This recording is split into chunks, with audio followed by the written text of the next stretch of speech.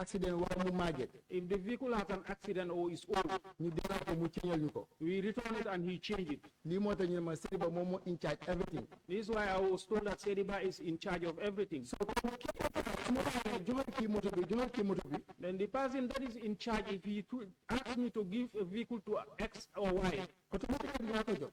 automatically I will give it to him. nu ko joxee su ma ko waxee dinaa ko explain la. The way the vehicles were issued also, if I am asked, I will explain it. because of amul loo xam ne que da nga fay nëbbu dara. Because there is nothing to hide here. because of wax naa leen comme moto am moto yoo xam ne ni yooyu Because I told you there are vehicles that yooyu leen Janneh commission yooyu leen nekkul ne Janneh commission moo ko jaay. that Janneh Commission did not sell. so moo tax may leen ne man su fekkee ñu ne man maa jaay. That is why I said, if they said I am the one who sold, maybe suma name dina fa génn. maybe my name will appear there because of man maa nekkoon si garage. because I was the one at the garage. te ma leen dee call joxal diw moto. And I am the one they normally call to say, give X a vehicle. automatically suma name fu mu jaar mu appear. Automatically my name will appear. waaye not ne man maa jaay. But not I am the one who sold. suñu bëgg am lu clair su ma laaj moto yi ni ñu fa jógee. If they want something clear, they have asked how the vehicles left there. I will tell them nii fa jógee dafa jógee boo xam nga lu ñu la laajte wut. I will tell them this is the way they left there. lu ñu la laajte wut. If you are not asked, doo mën a wax. you cannot say. waaye tey par exemple soo ma ne jaay la moo tax nga toog si table bi nii. But today, if you ask me, Jan, why do you sit on this dina la chair? wax la moo tax ma toog si table bi. I will tell you why I sit here. waaye su ma ko laajte.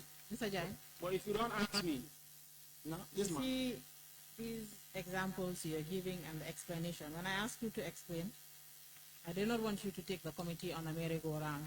okay Like I told you, this is going to be brief. okay We're not going to be doing that back and forth that okay ma. you had the chance to do several times. We're not doing that today, right? okay The question I had asked, I'm not talking about vehicles at the time the commission was selling vehicles, okay right? Or I was not talking about vehicles back in 2019 when the commission was concluding its work. okay I am talking about 2025. Vehicles being sold in 2025, okay right?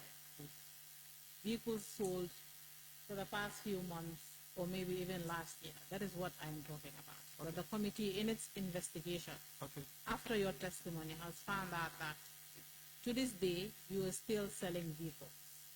That just in the past few months or this year, you have also involved in the sale of vehicles, and this is information you have that you had refused to give the committee when you appeared here several times. mu ne wiiri waara bi lii yëpp laajte wuñ ko wax bi daal dem na ñëw na yëpp li ñuy wax moo de moto yi nga xam ne yooyu lañ jaay ci time yi commission bi waxut yooyu li ñuy wax mooy moto yi nga xam ne 2025 lañ leen jaay wala ay weer yu néew si gannaaw lañ leen jaay wala at ci gannaaw rek lañ leen jaay bétail bi dafa tam mu ngi wax ne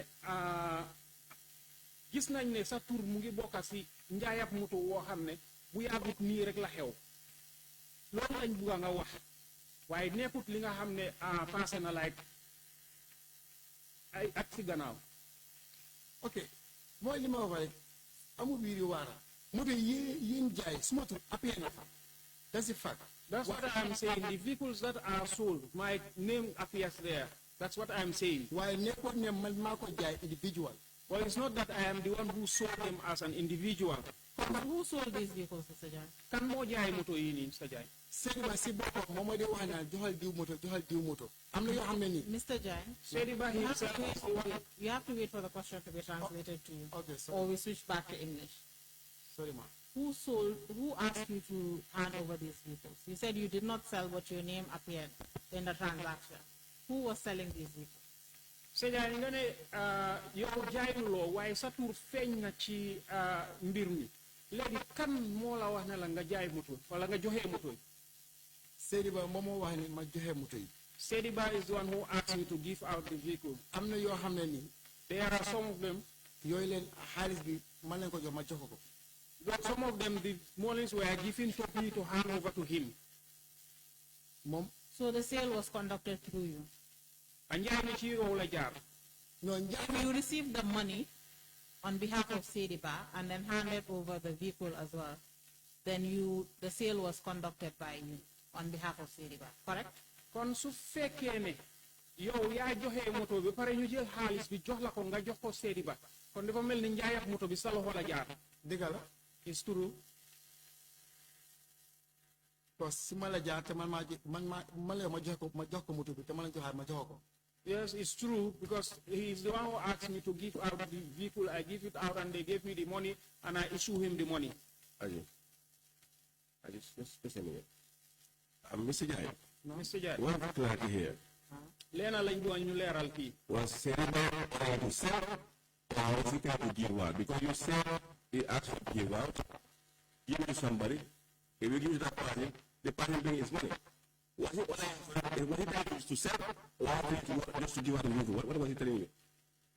Sediba daf la doon wax ne la joxeel moto bi ndax daf la doon wax ne la jaayal moto bi parce que yow si sa wax da nga ne daf la doon wax ne la joxeel moto bi waaye ci biir loolu noonu dañ gis ne dañ la dee jox xaalis nga dem jox ko Sediba léegi yow Sediba daf la doon jaayloo moto ndax daf la doon joxeeloo moto nga jox ko ni. Okay, thank you for that question. Jërëjëf, thank you for the question. am na yoo xam ne some of them yooyu daf ma dee wax ne boobu daf dee wax ak ni already man du ma fa dee nekk. He will talk to the owners. I will not be there. waaye daf ma dee wax ne ana moto bi ma fa isi woon bis nangam. You will tell me there's this vehicle I brought there on X date. ma ne ko ne mi ngi taxaw si bi hangar wala mi ngi taxaw si mango. I will tell him that yes, is in the hangar or it's under the mango tree. so mu ne ma maa ngi yónni nit. And he will tell me I am sending somebody. jox ko moto boobu noonu mu yóbbu ko. Give him that vehicle to take it. te xam nga lan moo tax du ma koy laajte lu bari. The reason why I don't normally ask him many questions. dafa am ay garage yoo xam ne dañ bari. We have many garages. léegi da bay jël moto. I mean, sorry. C'est bien. Voilà, ni la question nga laaj. waaw. dafa doon jaay ni wala ñu jox la The question is, was Sediba ordering to sell or was he trying to give out? How do you for him? I want to know he was trying to sell or he was trying to hand over and ask him to sell the orders. Just answer my question. Now, li muy laajte mooy Sediba daf la doon wax ne la joxal ma moto bi diw wala jaayal ma moto bi. yi nga xam ne xaalis dañ jaar ci sama loxo. The ones that the money go through my hands. automatique boobu jaay la. Those ones automatically they are for sale. because as far as exchange xaalis mu fa rek jaay la. As long as there is an exchange of money is sell. if I can answer the question foog naa loolu. moom moo jaay la. waaw. ne yaa ko jaay. déedéet. Was he the one asking you to sell or you are the one who were selling? Asking you to sell or you sell on his behalf. Ndax moom moo la doon wax ne la jaayal ndax yow yaa ko doon jaayal sa coobare boppa. moom moo ma dee wax ne moto bi suma moto maa fa isi dama ko jënd auction jaayal ma ko. He is the one who normally asks me to sell it. This is my vehicle. I bought it from the auction. Sell it for me. waaye man suma confirm. Why? But if I confirm, dama dee gis ne jënd ko si auction bi. I normally realize that he did not buy it from the auction. I didn't ask you whether he was getting from the auction or what. Okay. The vehicle that you sold, Okay. did you also like to sell? That's my only question. waaw. waaw man li ma doon laajte mooy laajte wu ma ndax si auction bi la ko jëndee ndóot li ma doon wax rek mooy yi nga doon jaay ndax moom moo la dee jox ndigal pour nga jaay ko ndéet. waaw. Yes. moo ma dee wax ne jaay ko. He is the one who was asking me to sell. te yooyu yëpp mun naa la finger point fi ñu nekk. And all those vehicles, I can tell you where they are. Mr. Jan, it's quite interesting that you're saying that today, when you had appeared here 4 times and had the opportunity to do that. Saya interesting na pour nga wax loolu noonu tey ak yoon yu bëri yi nga fi ñëw yëpp musuloo koo wax. waaw waaye xam nga waxuma ko ndiglaan laajtewul ma loolu leen te xaw ma commissioner bi because I did not say it because I was not asked about it. because of laaj ma affaire yi moto kan moo jaay kan moo lifin dañ ne ma tracteur si ma ne tracteur yi fekkee naa ko si auction bi waaye laaj ma individual ndax kii jaay na ndax kii jaayut. The reason is because I was not asked about who sold and who did not sell. All I was asked about is the tractors. Hadn't been I was asked about who sold or who did not, then I would have. because man after ma jógee fii. Because after when I left here, man soo dama def suma own finding. myself, I did my own findings. pour xam ndax moto yooyu saa yi daf ko jënda jaay ko oxyne wala jënd ko jaay ko oxyne. To know whether he bought those vehicles from the auction and sold them, sell them, or he did not. Because of yenn man si sama boppa. Because some of them myself, man maa dee call some of you guys si investigation bi. I call some of you guys who are in the investigation team. And I direct them. Because dama dem ba gis ne. Because I went up to a point that yenn yi ñu doon jaay yëpp. some of the vehicles that were sold, jaay ko with the right way. they were not sold in the right way. te ñooñu laa mën a call ma ne leen lii ak lii ak lii. And those are the only people that I can call to say this is this and that. moo nekk some of the investigation people. That is some of the investigation people. waaye nekkul dama nu woo leneen. But it's not that I am trying to hide something. Mr. Janneh, I will leave that to the chair of the committee. How many vehicles did you sell on behalf of Sediba? Saja nyata moto nga jaay ci turi Mr. Sediba.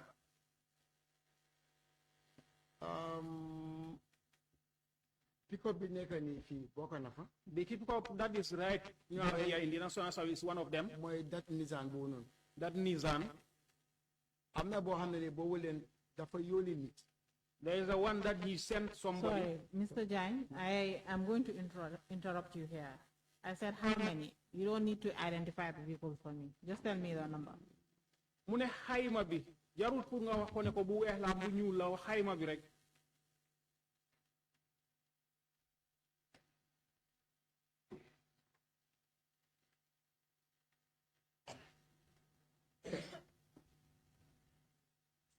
li ma mën a recall. What I can remember. fekkee ne fàttewuma dem na ba 5 or 6. If I did not forget, it's up to 5 or 6. fekkee fàttewuma waaw. If I did not forget.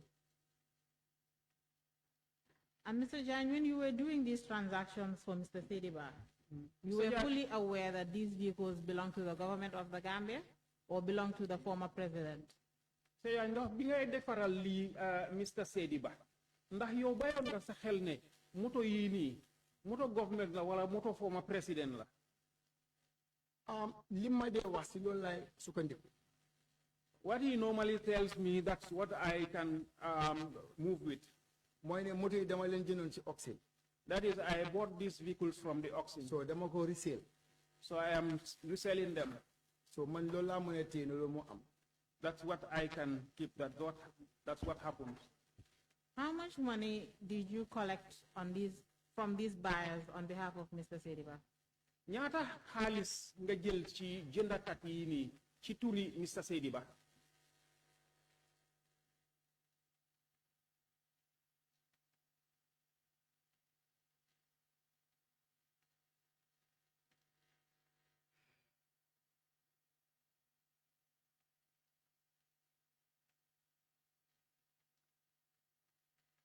because am na ñetti moto yoo xam ne nii. There are 3 vehicles that, you know.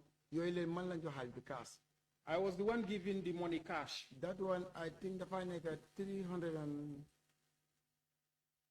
bi am na lu fa tegu waaye mun ma ko fàttali waaye am na tegu si kaw 300 bi.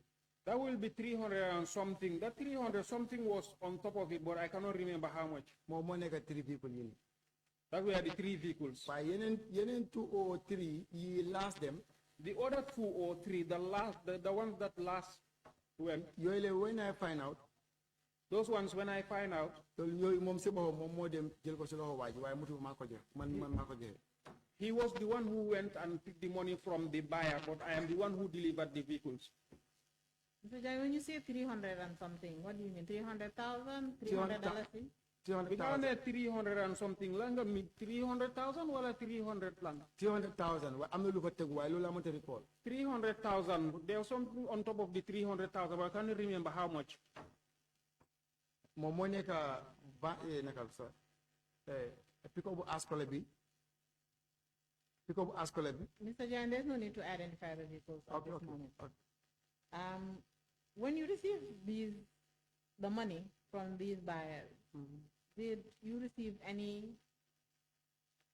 from Mr. Sediba when you handed over the money? Did he give you anything from it?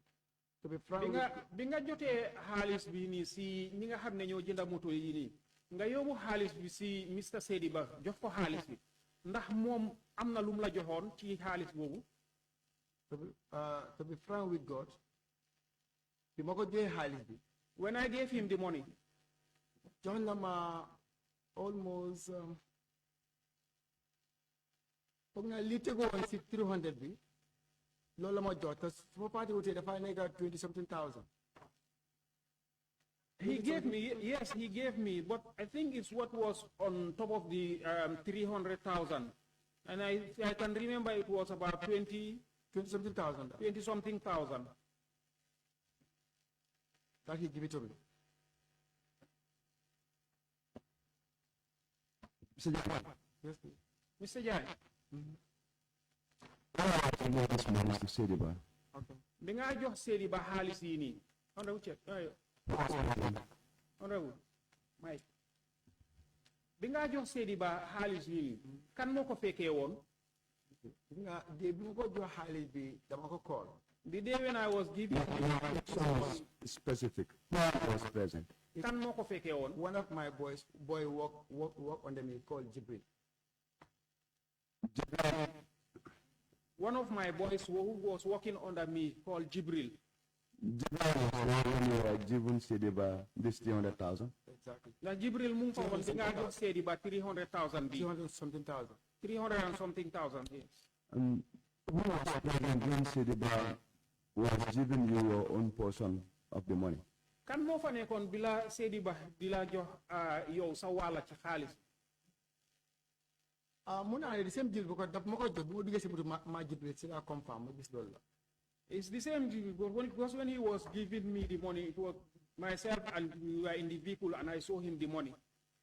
That Jibril saw physically giving the money to Sediba. Ndax Jibril gis na la bot ak bot ngay jox xaalis bi kii ci loxoom Sediba si loxoom. Waaw. Yes. ñu ànd. We were together. And the Jibril also saw Sediba giving you your own portion. Ndax Jibril gis na Sediba mu lay jox yow sa wàlla ci xaalis sa loxo. Boobu leen su ma waxee digga dinaa wax fen su ma waxee waaw dinaa wax fen am nga li tax loolu lii dama wax loolu because si mbuus la nekk man dama ñëwaat moto taxaw Sediba taxaw moto ma wàcce dugal si moto bi jox ko mbuus bi mu génne xale boobu jox ma ko ma téye ko ni dugal si moto bi won ko ne lii la ñu saay may. If I said yes or no, I will be telling a lie. Because when we went, I alighted from the vehicle and Sediba came from his vehicle. I gave him the money. It was in a plastic bag. And then he gave me what he gave me. I went inside the vehicle and this boy was there. And I told him that this is what X gave us. Then, while you were handing over the money to Sediba, was it not in a plastic bag? Na bi nga jox Sediba xaalis bi ndax nekkutoon ci mbuus. Wow, it's a black plastic bag. Yes, it was in a black plastic bag. You said that Jibril can confirm, and he showed the money physically. Bi nga sa njëlbéere wax nga ne Jibril mu ngi fa woon te mun naa confirm gis na xaalis bi. Wow. But Jibril could confirm 300 something thousand in a plastic bag. Why would it be difficult for him to confirm less than $20,000 that was given to you? Su fekkee ne Jibril mun naa confirm 300 and something thousand bu nekk si biir bag lan moo tax du war a mun a confirm 20 something thousand boo xam ne yaa ngi ko téye sa loxo. $20 something thousand bu nekk sa loxo. No, understand loolu nekkul ne confirm ko de xam nga yow danga ma la te nga ne xanaa bi ma Sediba di jox hand in hand Jibril mi ngi taxaw may la boobu si moto bi lañ nekk waaye Jibril mi si moto bi maa ngi si moto Sediba bi ma génnee si laa ko wax ne lii la ñu saay jox I want to understand. It's not that he cannot confirm it. What I am saying is that when I was handing over this money to Sediba, Jibril was in this vehicle and I was in another vehicle with Sediba. That's where I gave him the money and he gave me my own portion and I went into our own vehicle and I told this boy that this is what Sediba had given us. I understand very well. Xam naa bu baax li nga wax. You said Yow nga ne Jibril understanding it was like me. That's what you said in all of. Like, you just said one and then he gave you the other one. Which means Jibril was saying everything. mais li nga wax ci olof mooy yaa ngi taxaw Seydiba mu ngi taxaw Jibril mu ngi taxaw nga ekkati xaalis jox Seydiba ekkati jox la Jibril mu ngi gis yëpp. And if Jibril was that close and he could confirm you giving to Seydiba over $300,000. te su fekkee ne Jibril mu ngi leen jigéen boobu noonu di la gis yaa ngi jox Seydiba pour $300 and something thousand. Then why should it be difficult? kon lan moo war a tax mu jafe. Well, indicated that Seydiba gave you your own portion at the same spot. bi nga waxee ne Seydiba daf la jox yow sa waala si taxawaay bi. Why should it be difficult for Jibril not to be able to witness Seydiba handing you your own portion? lu tax mu war a jafe Jibril war a seede Seydiba mu ngi jël xaalis boobu di la ko jox. non loolu jafewul nekkul ne gisu ko de. It's not that he did not see it. déedéet am nga dama ñëw ak sa moto man ma park. I came with my vehicle and I parked. kii damay park ñu ngi opposite nii. Seydiba also parked and we were man maa opposite. wàcce si moto bi ak plastic bag. I alighted from my vehicle with the plastic bag. man ma join ko si moto bi. I joined him in his vehicle because of moo waxat the price moo wax price bi. because he is the one who talked with that guy the price. Man, I did not talk with him. si la this 20-something thousand.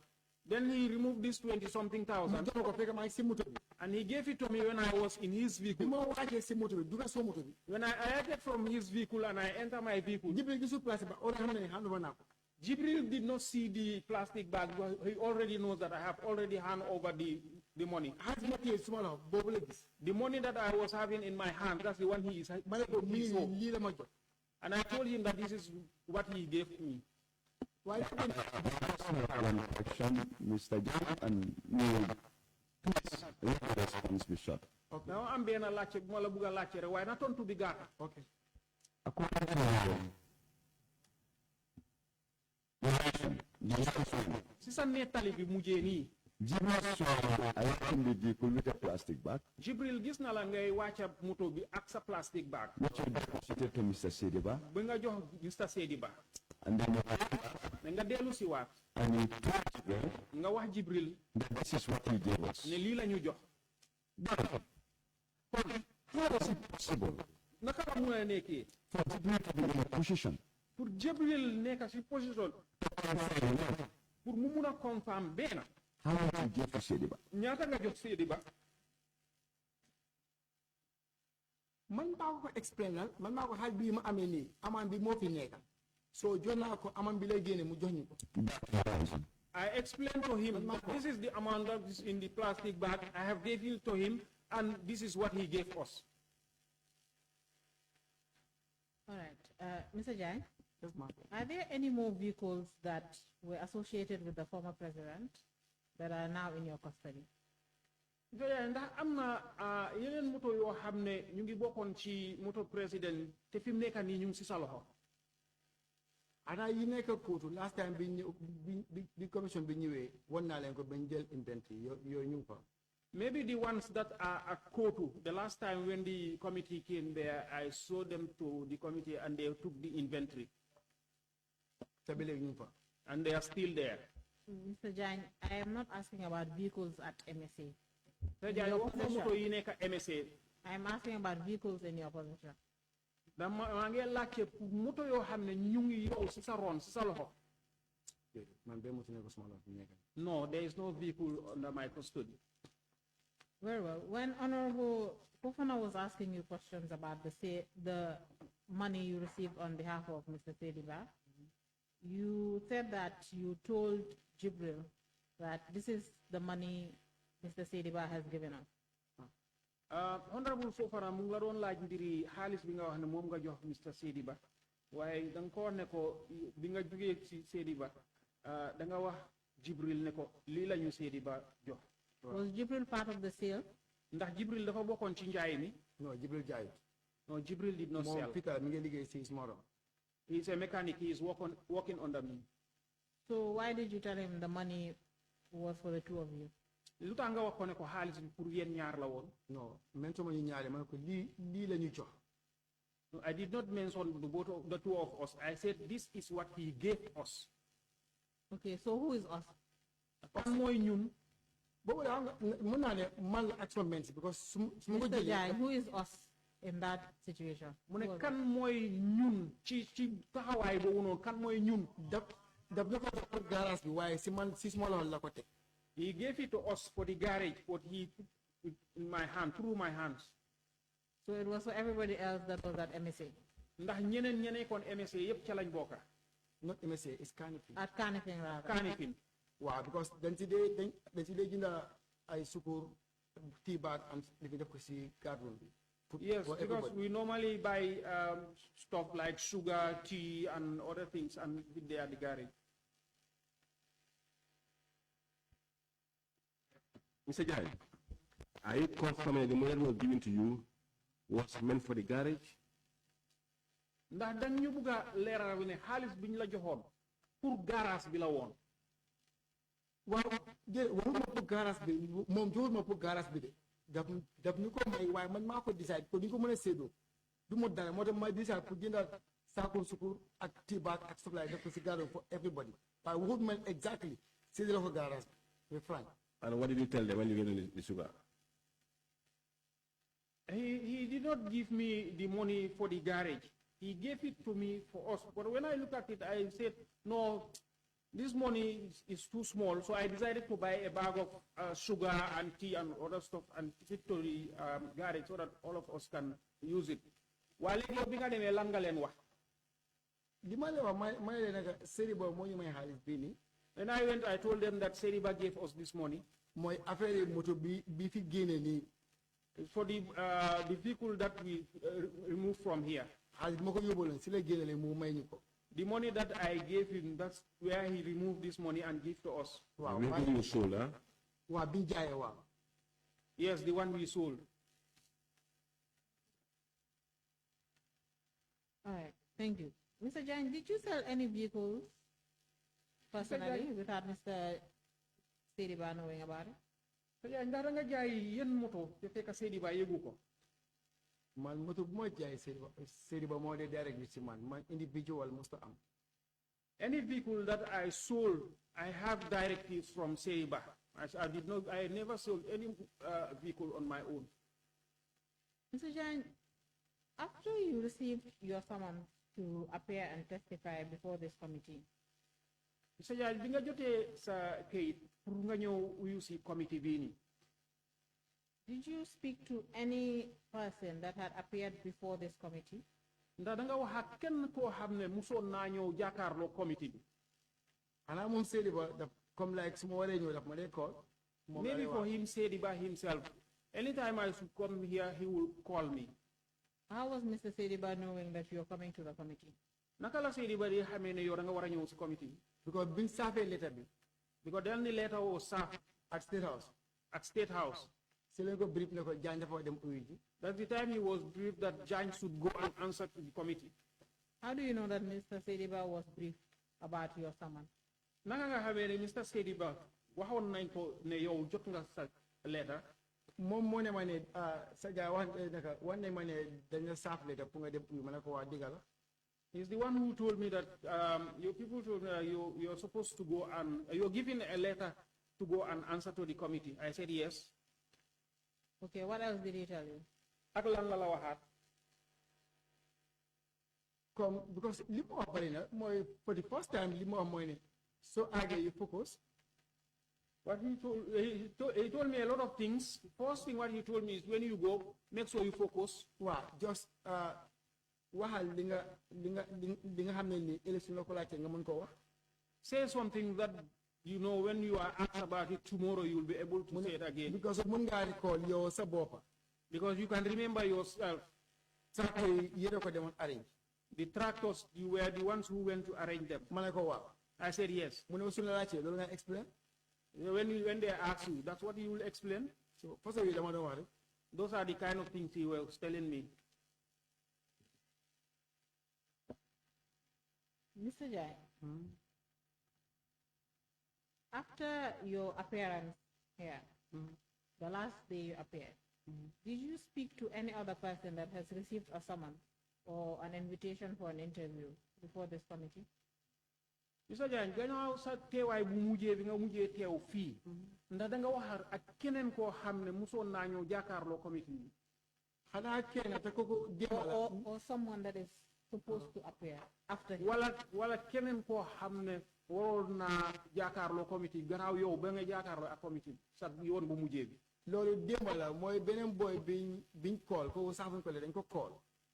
that is one of the boys who was called. te kooku le mi ngi liggéey si Smoron. The one is working under me. fekk ñi ngi ñëw démb mu receive call. When we were having our breakfast yesterday, he received a call. bi ko waxee ne mu ñëw uyu fii comme like démb 11 o'clock. Then he was asked to come here tomorrow by 11. Yesterday by 11. mu ne leen sama boss nga wax leen moom. He told them that my boss is here, talk to him. ma jël phone bi wax ak kii ko call. I took the phone and I spoke to the person who called him. mu explain ma mu ne ma dafa war a ñëw fii by 11 o'clock. And the person explained to him that he should come here tomorrow by 11 o'clock. waaw so ma ne ko léegi amul problème nguur bu la ooyee uyu. Yes, and I told him that there is no problem. When government calls you, go and answer. waaye soo àggee. But when you reach, bul nuba dara. don't hide anything. su la laajte because moom fekkee ne boos yeeg yooyu ma ne ko bu la laajte affaire yi affaire Lifi safula fekkee ne moto yi bi ñu ko génne from Kanifing ñu ne dañ ko yóbbu police gars because ñu ànduñoo gars yi ndax àggul ñu xamul si dara ma ne ko soo àggee bu la laajte loolu leen wax leen exactly ñaata moto yi fi jëlee ak kan ma ko jël. When anything they ask you, don't hide. Because they ask you about the vehicles. I know when they are taking the vehicles here, they take them here, but they were taking them to police. But whether they reach there or they don't reach there, I don't know. But whatever they ask you that you know about the vehicles, say don't hide anything. That's the only person I spoke to. What is the name of this person? Sergeant Barabari. Sergeant? Barabari. Sergeant Barabari. Mom demain ko call fekk may toga mom. He was called yesterday when I was sitting with him. Why so pass ko wax ma Apart from that, I didn't talk to anybody. Mr. John, you said Mr. Barry did not receive any summon. Mr. Barry received Ben summon. Now I'm. Then go call them as his makana. He was called yesterday in my presence. Why give you any summon letter? Why I didn't see any summon letter. Now I'm asking you about people that have received invitations or summons before from this committee. léegi maa nga laaj pour moo xam ne dañ receive invitation wala summons pour ñëw fii. am na tamit keneen ku receive ko de si moron la moo nekk. There is another person that one also is under me. fekk mi ngi Mankamakunda ñu ko wax Sute Jammeh.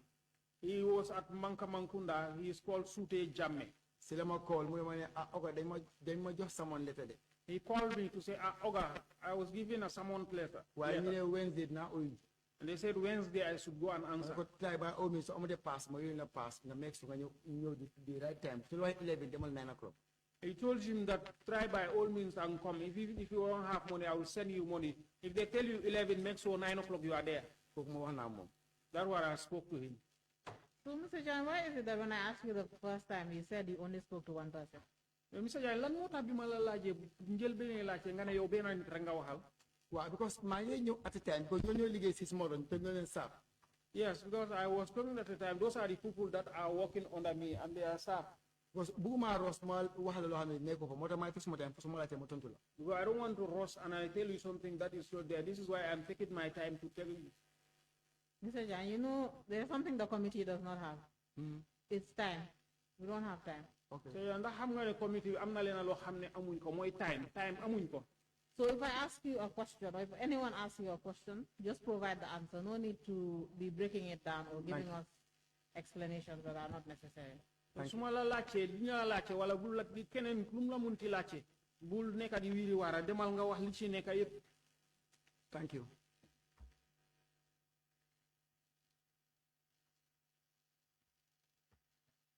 Mr. John, did you tell any of these two people?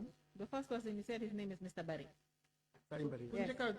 Mr. Barry la tuda. Mr. Barry and Mr. Janneh, did you ever tell them what to say to this committee or not? Mr. Barry ak ndax da nga wax ak kenn ci ñoom lu mu war a wax fii. Amul kenn ko xam ne guide na la soo àggee nga wax li déedéet. There is none of them that I guide that when you go say this or that. Unless li ma lay wax mooy ne. The only thing I told them is. soo leen àggee nga wax sa diggante yàlla li happen bul nëbba kenn. when you read those say the truth. Don't hide anything. Because of Janneh, Mr. Janneh. Because Mr. Janneh. Kooku leen suma statement bi sa bind naa ko fa because tractor yi kii jaay yoo xam ne bokkut si auction bi. My statement I wrote it, the tractors that this guy sold that are not part of the auction. Anga boobu moom moo ko transport this Janneh. Because those ones were transported by this Janneh. So lii moo tax ma ne ko soo àggee bul nu ba dara how many tractor nga yóbbu wax leen ko.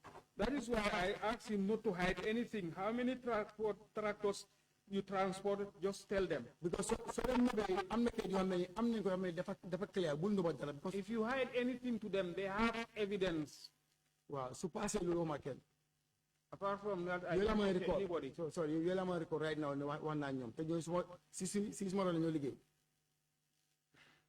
Those are the ones that I spoke to, and those people are working under me.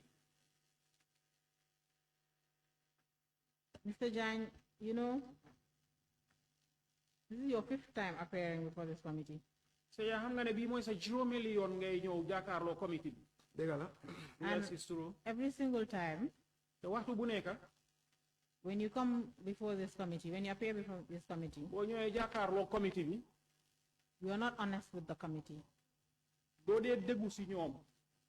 You don't want to tell the committee everything you know. doo dee bëgg a wax committee bi. Mr. Janneh, I'm not inviting. non dégguma foofu loolu laa bëgg mu clear. Okay, you can tell him to doo repeat. dee déggu si committee bi. doo leen dee bëgg a wax lépp. Yes. You don't tell the committee everything you know, doo dee wax committee bi lépp li nga xam. and you've been trying to hide information from this committee. te yaa ngi jéem a noba information committee bi.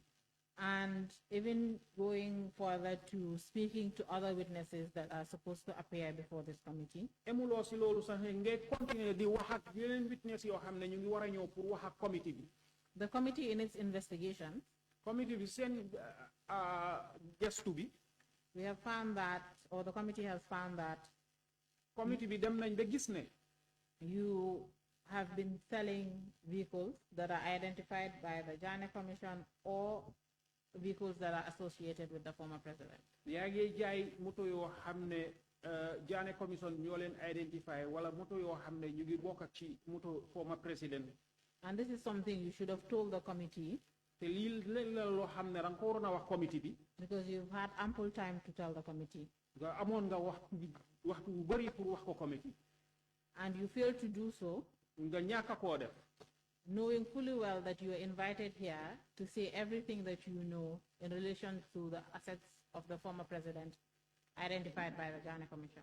te xam nga bu baax ne li tax nga ñëw fii nii pour nga wax li nga xam ci mbiri bagage yi nga xam ne yooyu la Janneh Commission identify ak yi nga xam ne yooyu ñooy former president. And when you came here the first time, te bi nga ñëwee fii sa njëlbeeni yoon. the chair had read a statement to you. chair bi am na benn statement bu mu la riidaloon. That the chair reads to every single witness that appears before the committee. chair bi képp koo xam ne ñëw na fii jàkkaarloo committee bi jàngal na ko sa kanam. Urging witnesses di sàkku ñi nga xam ne ñooy ñëw fii jàkkaarloo committee bi. to be honest and truthful to the committee and say everything that they know with regards to the subject matter of the committee. te ñu wax seen diggante akulaay taala seen diggante ci li nga xam ne moom lañ xam ci mbiri bagage yi nii. To aid the committee to execute its duties. pour ñu dimbale committee bi pour nga xam ne dinañ mën a def seen liggéey ci ni mu waree. And unfortunately for you, waaye nag ci beneen yoon. I don't think that's what unfortunately. Unfortunately. li ci gën a daw yaram. Yes, Mr. Janneh, is that you failed to do what you were supposed to do or what the committee expected you to do. nga fail pour def li nga xam ne committee bi loolu lañ yaakaaroon ci yow li nga war a def. And we're now at a point that we cannot allow this to keep repeating itself. fi mu nekk nii nag tollu nañ ci foo xam ne duñ nangu pour lii di am di dellu di amaat. And the National Assembly has powers that National Assembly am na doole boo xam ne. it can exercise. doole boo xam ne mun nañ koo jëfoo. So now I am going to make an application to the Honorable Chair dina def application ci chair bi for the Assembly to exercise its powers. pour assemblée bi ñu jëfoo seen doole woowu. Honorable Chair. Sorry, I have something to say. I have something to say. Yes, please turn your mic off for the time being.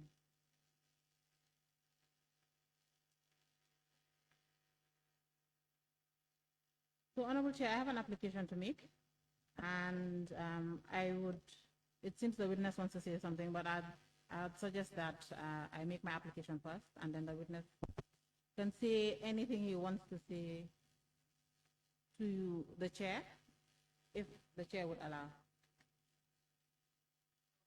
All right, very well. Honorable Chair, pursuant to Section 12 of the National Assembly Powers and Privileges Act,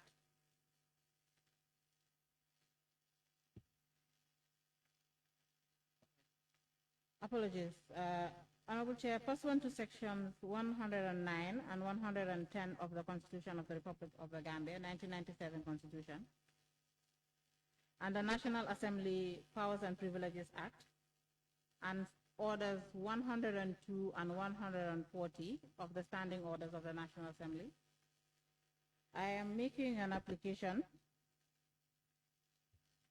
for the Sergeant of Arms or Sergeant at Arms of this National Assembly to arrest Mr. Adam Ajay for violating Section 12 of the Section 12 of the National Assembly Powers and Privileges Act and all these other laws that I have mentioned in the beginning, and then be cited for contempt of the National Assembly by concealing information, deliberately tampering with witnesses after having the chance severally to correct the record or be honest and truthful to the National Assembly and this committee. This is my application, Honorable Chair. Thank you, Council. Thank you, Council. Sergeant Jan? Granted, application granted, Council. Sergeant, do you have anything to say before we... saa yi ñu wax am nga dara loo bëgg a wax balaa ñoo continue.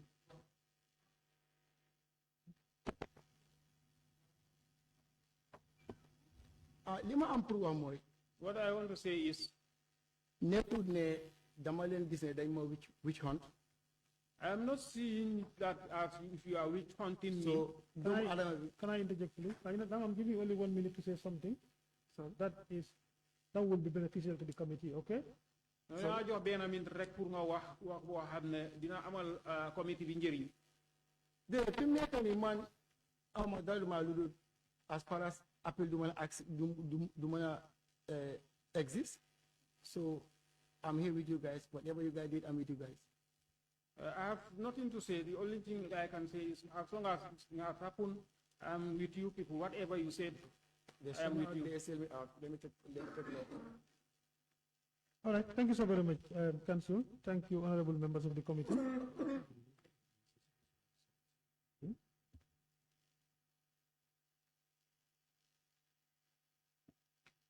Good. Thank you, honorable members of the committee and our investigation team, staffs of the National Assembly are present. Council application granted and pursuant to Section 109 and 110 of the Constitution of the Republic of the Gambia, the 1997 Constitution, and the National Assembly Powers and Privileges Act, and Order 102 and 140 of the Standing Orders of the National Assembly, I hereby order as follows: that the Sergeant at Arms of the National Assembly shall forthwith arrest Sergeant Adam Ajay and deliver him to the custody of the Gambia Armed Forces, the military police, for further investigation and detention pending his appearance before this committee. Pursuant to Section Section 12 of the National Assembly Powers and Privileges Act, the Honorable Minister, Attorney General, and Minister for Justice is hereby notified of this order and is directed to take all necessary steps to initiate criminal proceeding against Sergeant Adama Janneh for contempt of the National Assembly. All law enforcement and public officers are required to cooperate fully in the execution of this order.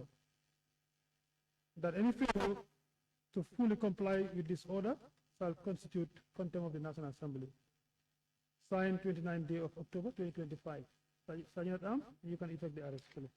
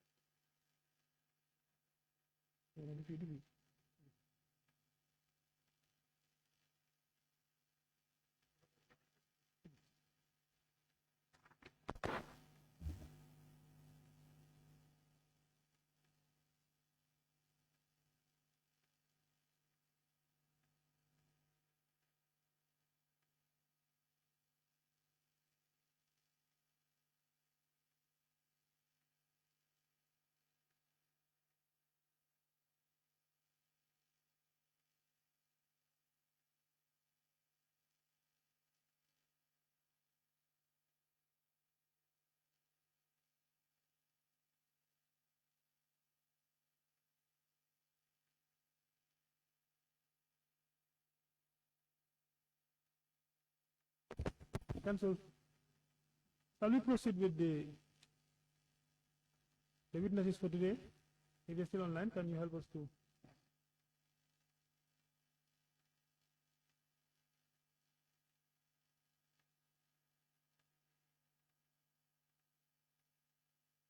Okay, then we can adjourn for 10 minutes and come back again after prayers. Thank you.